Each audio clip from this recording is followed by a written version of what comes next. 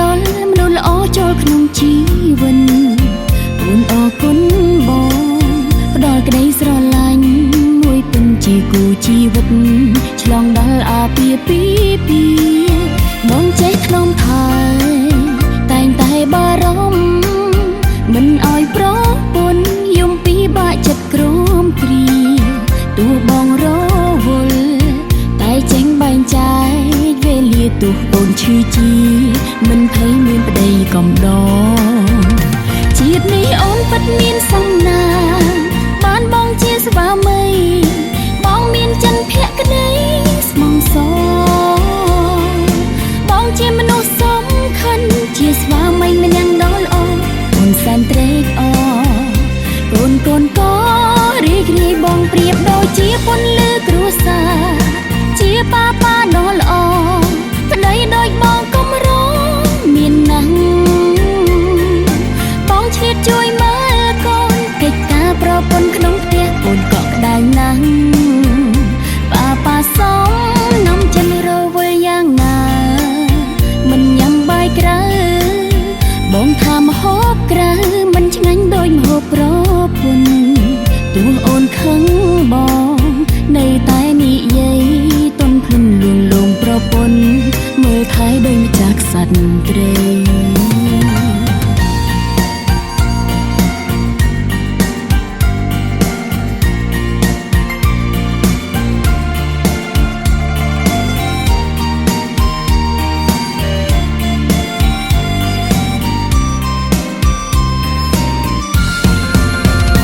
ជាតិនេះអូនពិតមានសំណាងបានបងជាស្វាមីបងមានចិនភក្តីស្មងសបងជាមនុស្សសំខាន់ជាស្វាមីម្នាក់ដ៏ល្អអូនសែនត្រេកអរកូនក៏រីករាយបងប្រៀបដូចជាពន្លឺគ្រួសារជាប៉ាដ៏ល្អ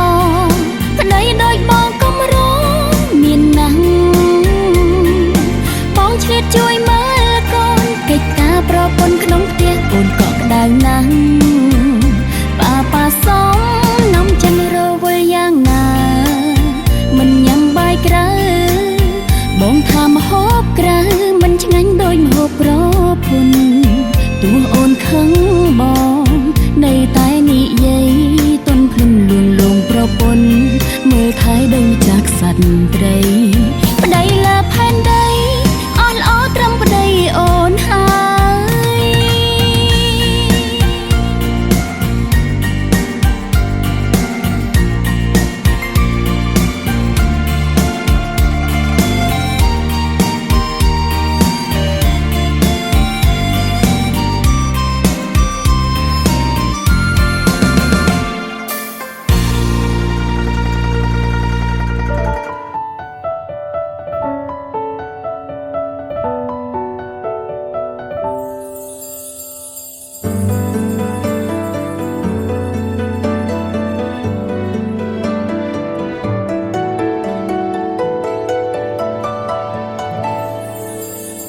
ធ្លាប់ជាមនុស្សម្នាក់ដែលឯកា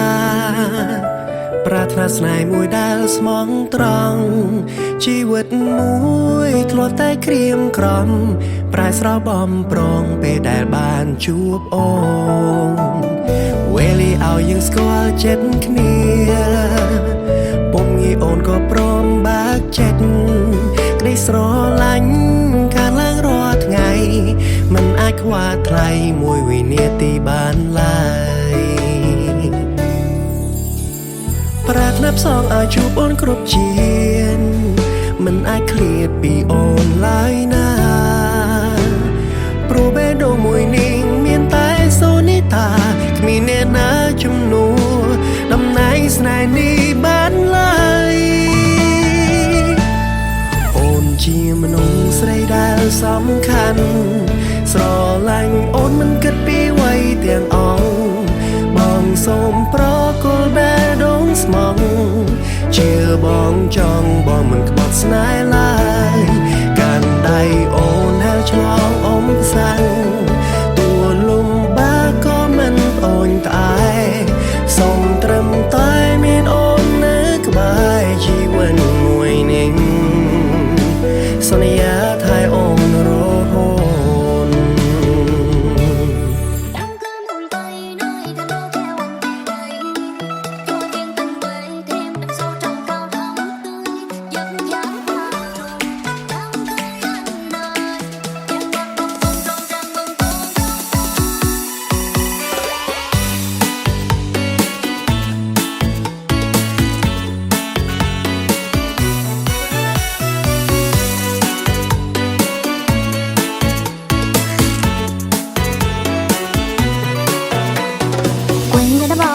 tình ta càng thêm thiết tha mặn nồng. Có anh có em chung lòng, cùng xây đắp hạnh phúc ngày mai. Chuyến đường dài nếu thương thật lòng thì đâu ngày chi xứ xa. Em thưa mẹ cha, em theo anh về cho mình được nên duyên thành đôi.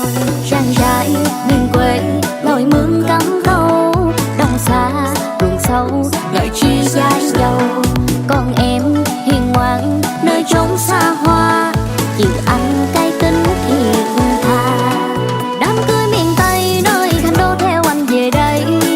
cho duyên tình quê thêm đậm sâu trầu cao thắm tươi. Giấc giá qua rồi mình đám cưới anh ơi, dàn nhạc bập bùng rộn ràng mừng cô dâu mới.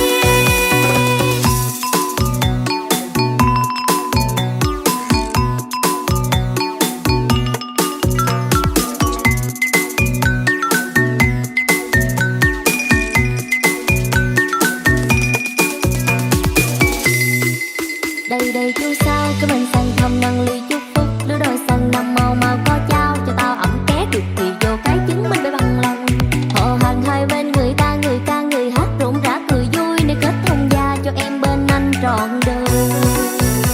Trang trại miền quê lội mương cắm câu, đông xa ruộng sâu lại chia dài dầu. Còn em hiền ngoan nơi trốn xa hoa, chịu anh cái tính thiệt tha. Đám cưới miền Tây nơi thành đô theo anh về đây, cho duyên tình quê thêm đậm sâu trầu cao thắm tươi. Giấc giá qua rồi mình đám cưới anh ơi, dàn nhạc bập bùng rộn ràng mừng cô dâu mới. Mình thương thật lòng tình duyên mặn nồng, kết dây tơ hồng cho hai đứa nay thành đôi. Xin hứa một lời yêu mãi không thay đổi, trọn cuộc đời này riêng mình anh thôi.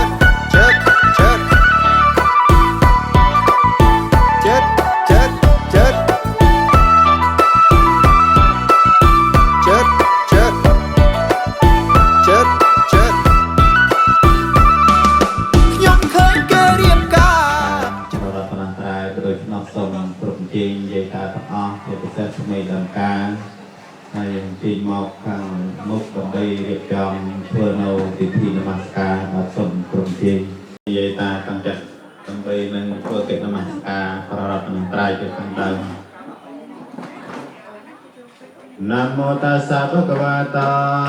arahato samma sambuddhassa. Namo tassa bhagavata arahato sambuddhang saranang gacchami dhammang saranang sanghang saranang gacchami tatiyampi buddhang saranang gacchami saja wajena hotome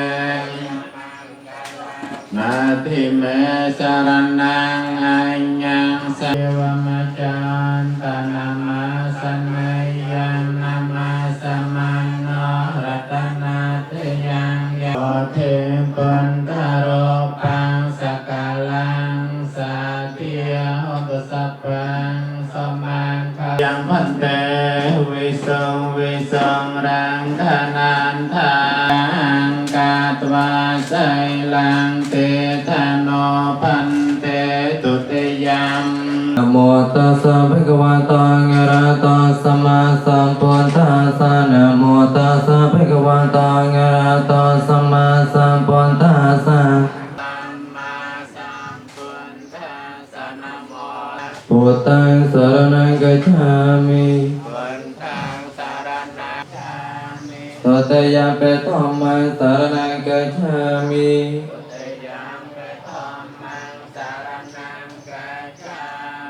งฆสารนังกัจฉามิ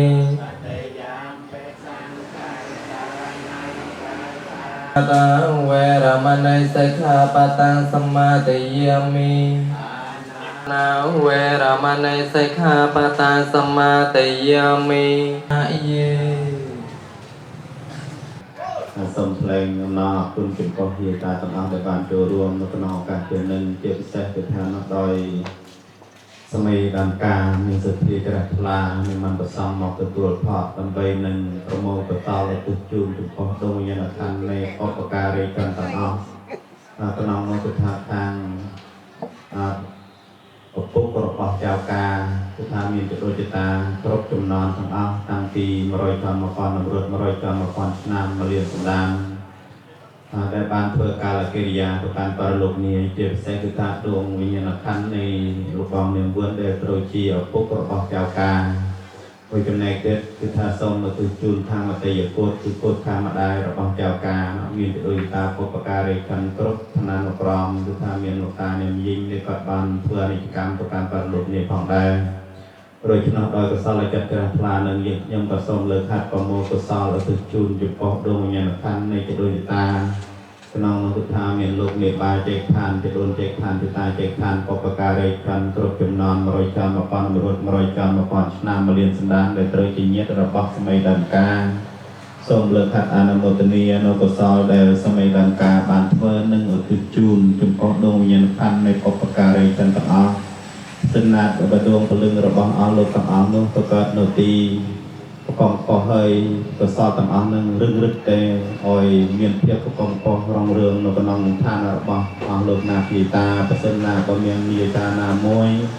មានកតេខ្លាំងផ្លិតនឹងកើតទីទៀតមិនរៀបស្មើក៏សូមផលឡានិសង្ឃនេះជួយយោងនៅដួងពលឹងរបស់គាត់ឲ្យបានរួចរដាស់ចាស់ទីដល់ថោកទៀតទៅកើតនៅទីដល់ប្រកបកោះមានឋានកប់ឋានគួរមានឋានសួគ៌ជាដើមដោយកុសលផលបាននៃគុណចាបានធ្វើនៅឧទ្ទិសនេះមួយចំណែកទៀតក៏សូមមកទិសជូនចំពោះញាតិរបស់អស់លោកណាស់យាយតានិងសូមមកទិសថ្វាយចំពោះទេវតាមានភូមិកាទេវតាដែលហួងហែងរក្សានៅភូមិគ្រឹះនេះជាពិសេសគឺថាសូមទេវតាមិនលោកធាតុមានប្រអិនត្រៀបដូចជាស្ដេចនៃទេវតាចតុលោកបាលទាំង4ព្រះអង្គដូចជាស្ដេចនៃទេវតាមានយសបរិវាររក្សានៅទិសទាំង4ជាពិសេសគោរាកាសទេវីទេវតាឆ្នាំថ្មីក៏សូម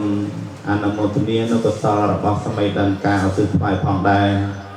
រីឯសម័យដើមការយីតាទាំងអស់ដែលមានជីវិតរស់នៅសូមទទួលបាននៅសេចក្តីសុខចម្រើនជាពិសេសសូមឲ្យចៅការកណារៀបមង្គលការទទួលបាននៅសេចក្តីសុខជួបជុំគ្នារហូតចាស់ព្រឹកចាស់ព្រៀងរកស៊ីកើតមានកើតបានកើតត្រប់កើតសម្បត្តិជាពិសេសកំអយឃ្លាតចាត់អំពីពររបស់ព្រះសម្មាសម្ពុទ្ធទាំងឡាយ4ប្រការគឺអាយុវណ្ណៈសុខៈបលៈនិងសូមឲ្យបាននៅសម្បត្តិទាំងឡាយ3គឺសម្បត្តិមនុស្សតងអង្គប្រាំស្អាមេត្រីសម្បត្តិស្រីពោធិសត្វសម្បត្តិទេវតាតងអង្គប្រាសមុទ្ធានសម្បត្តិប្រាំនិព្វានជាទីរំលឹកទុករៀងរាល់រូបកំបីគ្រឿងព្រាបឡើយហងអេមេចាតារោបច្ចយេភិនអេមេតារោបច្ចយេភិនปัจจเยปริกันหะโตอัมหากะอุตตมังเขนะวันเตหังปัตตปังสงวรตตมังปุณเทโยวรังธรรมเมโยภลิโตนะโมตัสสะภิกขเวโตอะระหะโตสัมมาสัมพุทธัสสะนะโมตัสสะภิกขเวโตอะระหะโตสัมมาสัมพุทธัสสะนะโมตัสสะหิตังบุญญาเตนังหอนตสุขิตาหอนตญาเตโยยติเนกตาตาเนยะเอสายติตังปุญญาสัมปติยตัสมาจเตเขปัญจปริยาสาเนเนปิยานังสมาติตาปะมุญจาเรยังเกิญจารามนังกาตวาตะเอวเมวะอิตาตนาเปตานังอุปกาป Para lo hai noi no hàng ai chi tang pa ti tang tâm hàng ke pa me wa samai chan ta sa ma chan tu pa na ra sa ya ta do pra cha knom thai do pram ka ma ni cho te ra ខ្ញុំឃើញគេរៀបការចិត្តខ្ញុំក៏ចង់រៀបការដែរក៏ចង់ប្រាប់ពុកម៉ែកូនម្នាក់នេះចង់ការឆ្នាំនឹងក៏ចង់ប្រាប់ពុកនឹងម៉ែកូនប្រុងម្នាក់នេះចង់ការឆ្នាំនឹងបើសិនពុកម៉ែយល់ព្រមកូនសន្យាថានឹងខិតខំប្រឹងបើសិនពុកម៉ែយល់ព្រមកូនសន្យាថានឹងខិតខំប្រឹងបើមិនបានការឆ្នាំនឹងកូនប្រុងម្នាក់នេះដាច់ចោលស្លាប់ហើយបើមិនបានការឆ្នាំនឹងកូនប្រុងម្នាក់នេះដាច់ចោលស្លាប់ហើយ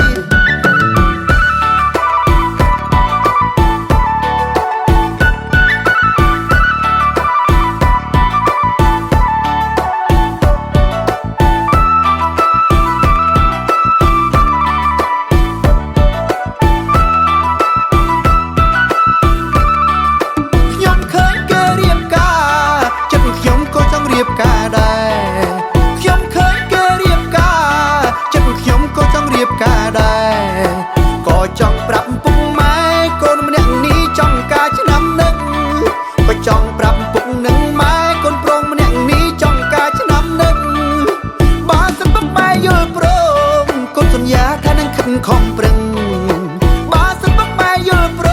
មកូនសន្យាថានឹងខិតខំប្រឹងបើមិនបានការឆ្នាំនឹងកូនប្រុងម្នាក់នេះដាច់ចោលស្លាប់ហើយបើមិនបានការឆ្នាំនឹងកូនប្រុង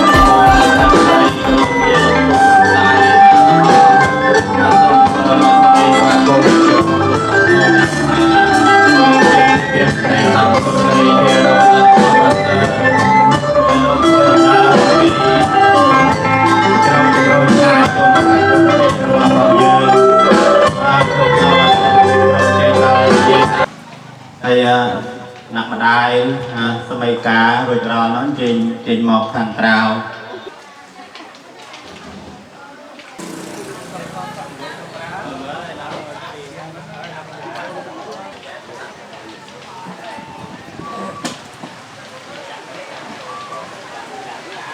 បានអាណាព្យាបាលលោកឪពុកអ្នកម្ដាយ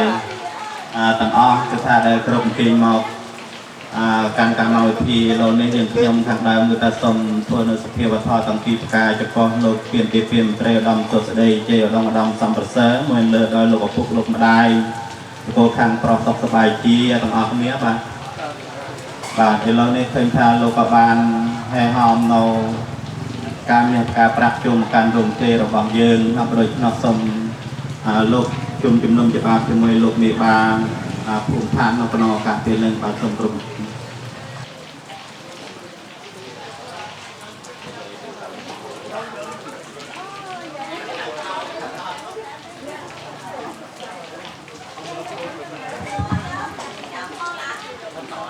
សាធុព្រឹកព្រលឹមរំរំใจវិជ័យរះថ្មីពីទឹកពោពីវេលាម៉ោង 9 ខ្ញុំបាទ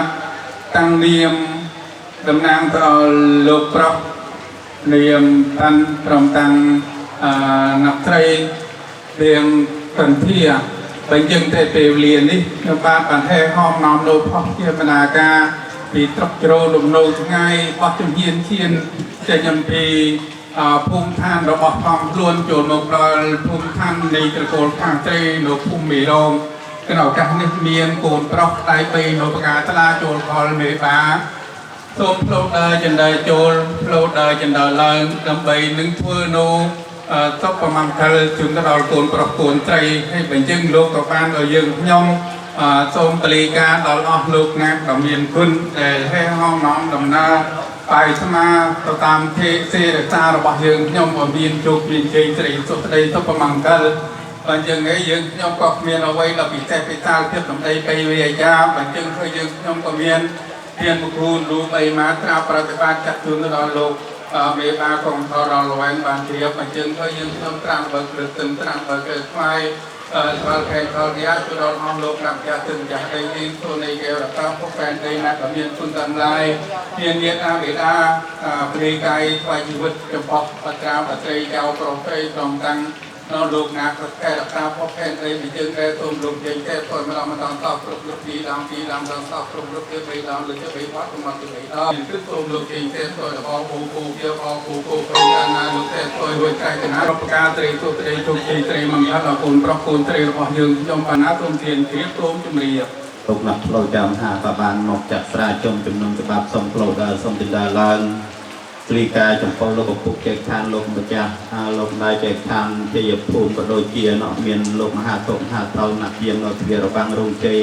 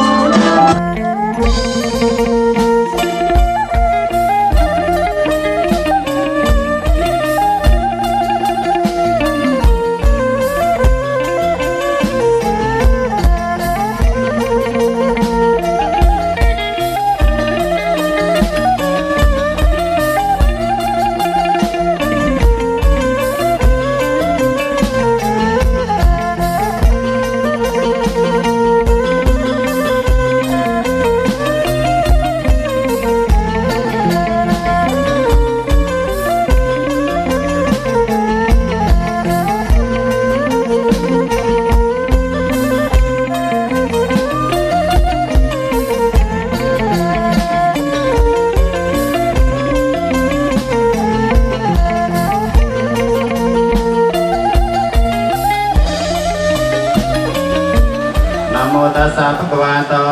อะระหะโตสัมมาสัมพุทธัสสะนะโมตัสสะภะคะวะโตอะระหะโตอะระหะโตกัลลังสัพพะปิยตังสหัตติตังสัพเพนะสมมาปัตตะทินังวิยจากัมมังปัตตะทินังปัตตะทินังมันปัตตะทิเนภวัตสาพมังพลังรักขันตสัพพเทวตามีอนุพิยเวนัสสะปะสังขิยานุพิยเวนัสสติยสัพเพภวันตเตนะขัตถยังตัสสะนุพิยเวนะหันตวาเตสะឱកាសពេលព្រឹកដ៏មានសិរីសួស្តីយើងខ្ញុំបានធ្វើពិធីបើក្របងកម្មវិធីនេះពិតជានាំមកនៅសិរីសួស្តីជ័យមង្គលមែនសួរមែនសុខមែនទំនាយពិតប្រកបថាបានសុភមង្គល100ឆ្នាំមែនហើយមែនមានអ្វីជាបន្តអូហើយចាស្រីចូលមើល hai một duyên cho em nha.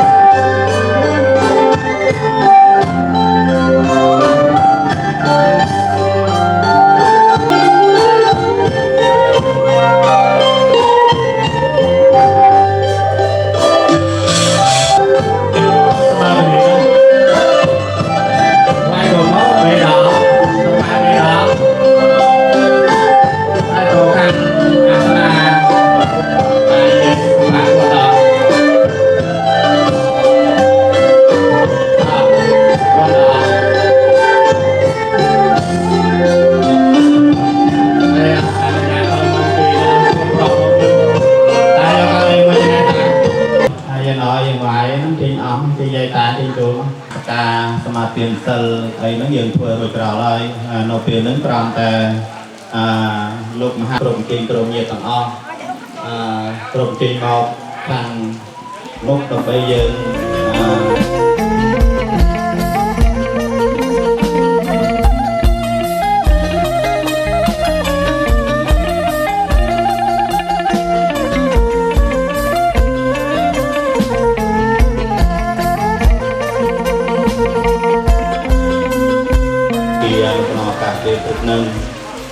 ណក់ប្រដូចនោះគឺថាសូមប្រកជែងហើយជែងដាក់ដាក់ខ្ញុំបាទតំណាងឲ្យ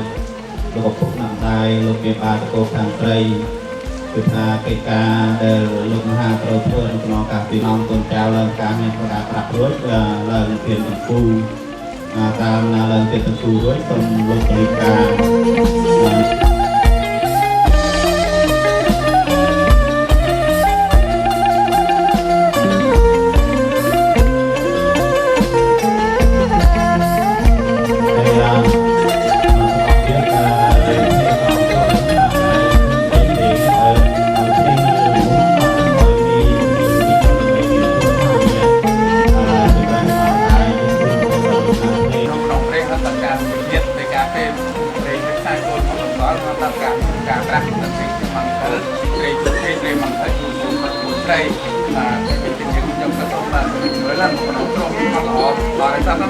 តាមតនជាបានតែឃើញទេណា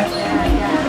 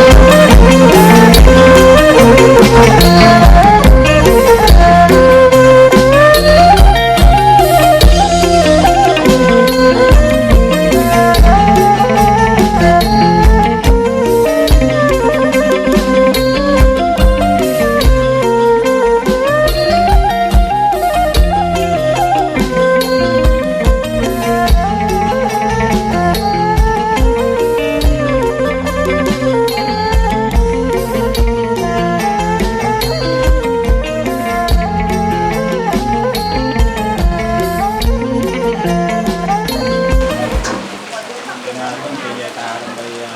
หลับลงประจาจะยังต่อโพธิยโมเลสัจยานันเทวังตันโนเดวังวังวุติโยโหติยาสุติยามันทะเลอันเตเตเตปันเตปอนทะเลเตเตตาปะปุญญานันนาตาราตาโอโลกัสสุนาตาตาโอกัสเยตังมันมาแก่กัปตาทินังกายเทปตาขินาปตาขินานิกาตวานลกรตนเตปตายตวานทะกอพลวานทะกอวันนาวานทะกอสุขวานทะกออันตสัพพะเกียรตุงคารพะเตยเว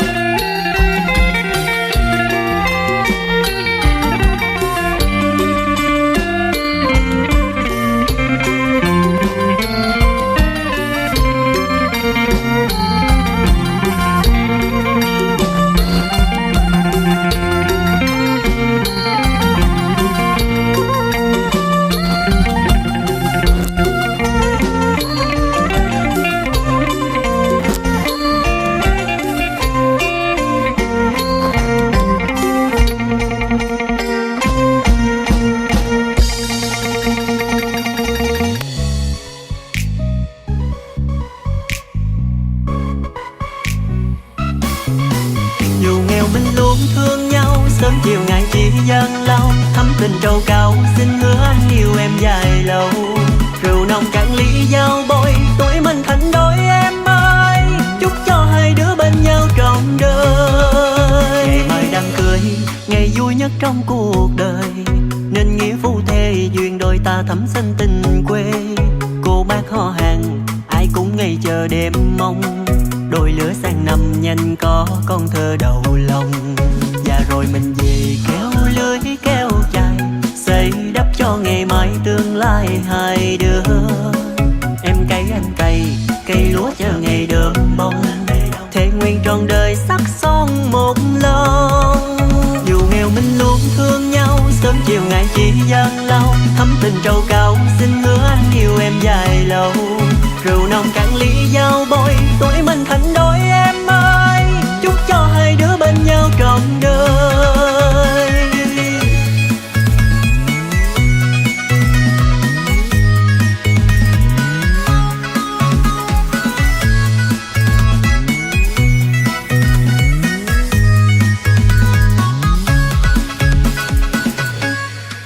Ngày mai đám cưới ngày vui nhất trong cuộc đời, nên nghĩa phu thê duyên đôi ta thắm xanh tình quê. Cô bác họ hàng ai cũng ngày chờ đêm mong, đôi lứa sang năm nhanh có con thơ đầu lòng. Và rồi mình về kéo lưới kéo chài, xây đắp cho ngày mai tương lai hai đứa. Em cày anh cày, cây lúa chờ ngày đơm bông, thề nguyện trọn đời sắc son một lòng. Dù nghèo mình luôn thương nhau, sớm chiều ngày chỉ dâng lâu thắm tình trầu cao xin hứa anh yêu em dài lâu. Rượu nồng cạn ly giao bôi tuổi mình thành đôi em ơi, chúc cho hai đứa bên nhau trọn đời. Dù nghèo mình luôn thương nhau, sớm chiều ngày chỉ dâng lâu thắm tình trầu cao xin hứa anh yêu em dài lâu. Rượu nồng cạn ly giao bôi tuổi mình thành đôi em ơi, chúc cho hai đứa bên nhau trọn đời. Dù nghèo mình luôn thương nhau, sớm chiều ngày chỉ dâng lâu thắm tình trầu cao xin hứa anh yêu em dài lâu. Rượu nồng cạn ly giao bôi tuổi mình thành đôi em ơi, chúc cho hai đứa bên nhau trọn đời.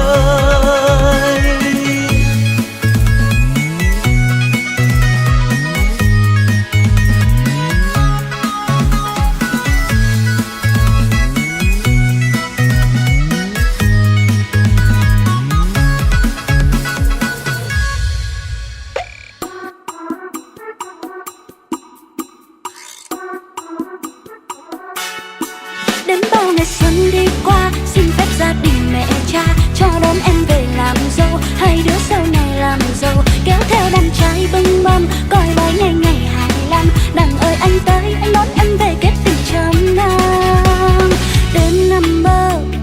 ngày làm thơ, thương rồi nhớ mà kéo sao lòng thần thơ.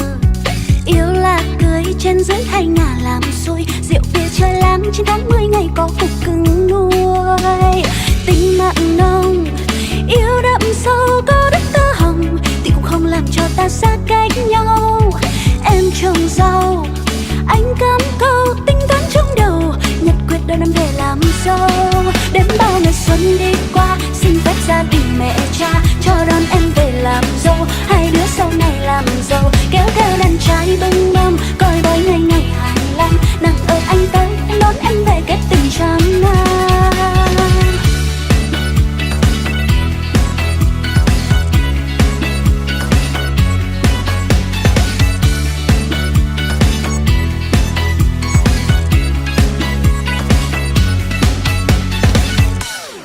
Dàn nhạc sắp xinh, không khí tân hôn linh đình, ai cũng xì xầm đôi mình, nhìn tụi nó tinh bế binh à. Nhậu sáng đêm, rượu 5 lít bia 50 lon, động phòng ân ái lo quốc lo cây kiếm tiền nuôi con. Hai nhà ta nay thành xuôi, thêm thằng cô hay cô công chúa lại càng vui. Lo làm ăn không lạt tiêu, anh em chỉ cốt đừng du chơi bởi tôi còn vợ yêu. Đến bao ngày xuân đi qua, xin phép gia đình mẹ cha cho đón em về làm dâu. Hai đứa sau này làm giàu, kéo theo đàn trai bưng mâm, coi bói ngày ngày 25. Nàng ơi anh tới, anh đón em về kết tình trăm năm. Yêu thương nhau từ lâu mà anh chỉ muốn yêu lại từ đầu. Yêu em khi còn thơ, yêu cho đến khi răng long bạc đầu. Em ơi em đừng lo kệ, bên em luôn luôn có anh, thì một câu luôn khi yêu gặp anh. Đến bao ngày xuân đi qua, xin phép gia đình mẹ cha cho đón em về làm dâu. Hai đứa sau này làm giàu, kéo theo đàn trai bưng bông, coi bói ngày ngày 25. Nàng ơi anh tới, anh đón em về kết tình trăm năm.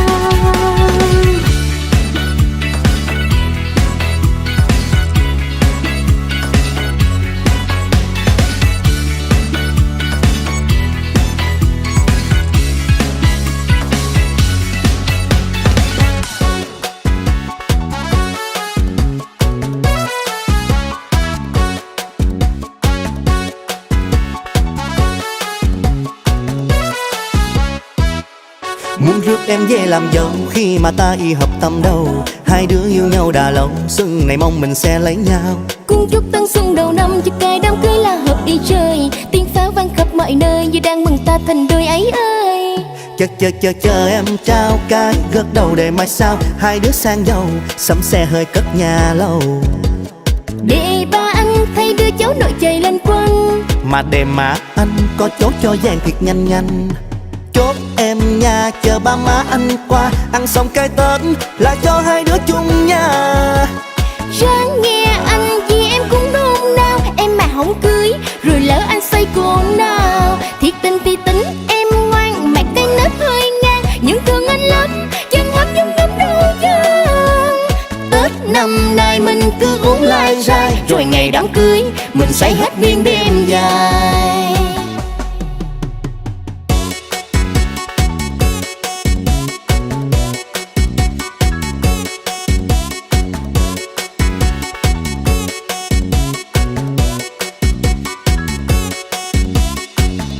Muốn rước em về làm dâu khi mà ta y hợp tâm đầu. Hai đứa yêu nhau đã lâu, xuân này mong mình sẽ lấy nhau. Cung chúc tân xuân đầu năm, chúc cây đám cưới là hợp đi chơi. Tiếng pháo vang khắp mọi nơi như đang mừng ta thành đôi ấy ơi. Chờ em trao cái gật đầu để mai sau hai đứa sang giàu, sắm xe hơi cất nhà lâu. Để ba anh thay đưa cháu nội chạy lên quân, Mà để mà anh có chốt cho vàng thiệt nhanh nhanh. Chốt em nhà chờ ba má anh qua, ăn xong cái Tết là cho hai đứa chung nhà. ráng nghe anh vì em cũng nôn nao. Em mà không cưới rồi lỡ anh xoay cô nào. Thiệt tình thì tính em ngoan, mặt cái nết hơi ngang, nhưng thương anh lắm chân hấp nhung ngấm đau chân. Tết năm nay mình cứ rồi ngày đám cưới mình say hết nguyên đêm dài. Chốt em nhà chờ ba má.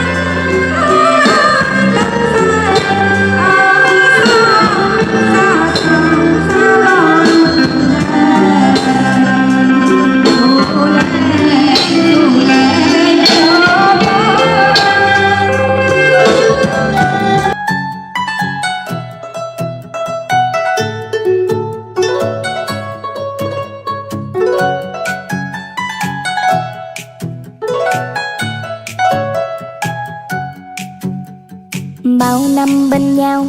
không mong cao sang, chỉ mong ngày kết duyên cao trầu. Mong cho mai sau ta luôn bên nhau, nghĩa vợ chồng sắc son bền lâu. Từng ngày em ngóng trông ngóng đến ngày em về làm dâu má anh. Đừng buồn đừng rầu đừng lo, có em đây mà em hiền, bà em không khó anh có chi lo. Em sẽ theo anh về làm dâu miền Tây, quên hết nỗi lo ta sống vui mỗi ngày. Em sẽ theo anh về làm dâu miền Tây, mà em khoái anh rồi em không lấy anh em làm sao. Anh là trai biết giường, em là dâu hiền ngoan, hai ta sống bên nhau quên hết bao muộn phiền. Người miền Tây thiệt tình lắm, thương thì nói là thương, lời em nói nghe đây em thương anh lắm đó mình ơi.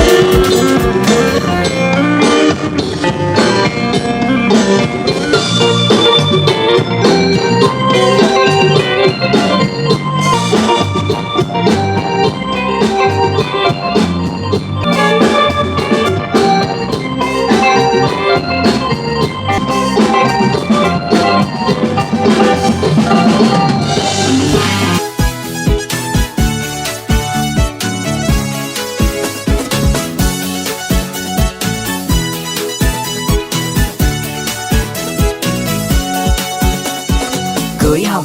Chốt nha. Yêu đương cho lắm rồi cũng chia tay à? Gặp đã là duyên, thôi mình sẽ cái phận, bên nhau tuổi trẻ đến già không hối hận. Anh yêu em, ba chữ dễ ẹt ai nói mà không được. Như anh nè, lấy anh không chầu cao anh đưa tới dạm hỏi em về rồi chọn ngày lành. Xe hoa váy cưới, dọn dẹp cửa nhà đón mừng cô dâu mới nào là rượu hồng. Này là nhẫn cưới, gói gọn tình mình chân thành tuổi đôi mươi, cầm tấm thiệp hồng xe duyên kết lối. Tên chúng mình có cả ngày thành đôi, tổng cưới hoa vàng ngập tràn cho ngày cưới, chỉ chờ anh rước nàng từ Sài Thành về nhà rồi.